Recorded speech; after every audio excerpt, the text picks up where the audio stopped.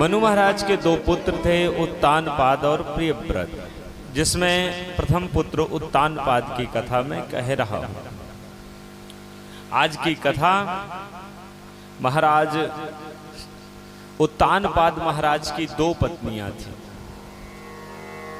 पत्नियों का नाम था सुनीति, जो बड़ी पत्नी थी, जिसके बहुत काल तक कोई संतान नहीं भई, और दूसरी पत्नी थी सुरुचि। संतों का भाव है और महापुरुष ऐसा कहते हैं कि उत्तानपाद का आध्यात्मिक अर्थ होता है उत ऊर्ध्व पादौ जायते यस्य सा उत्तानपादः। जो ऊपर पैर करके मां के गर्भ से जन्म लेता है उसे उत्तानपाद कहते हैं। तो ये दशा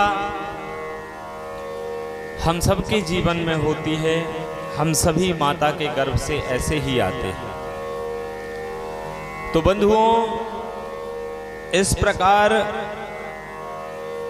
भाव है संतों का कि वह उत्तानपाद और कोई नहीं, हम ही हैं। वह उत्तानपाद और कोई नहीं, उत्तानपाद और कोई नहीं, हम सब हैं। कैसे?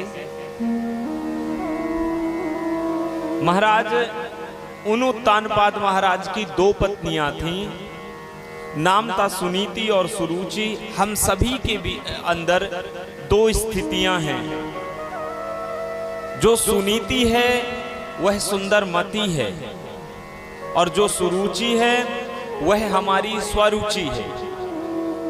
हम सब लोगों को अपने मन मुताबिक कार्य करना बहुत पसंद होता है, रुचिकर लगता है,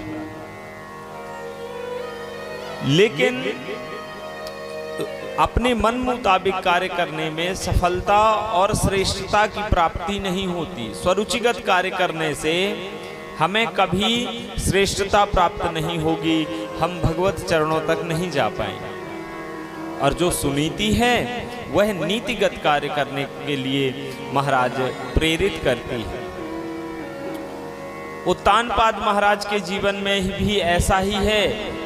जब आप सदमार्ग में चलोगे, सतपंथ में चलेंगे, तब आपको बहुत परेशानियां आएंगी, बड़े कष्ट होंगे।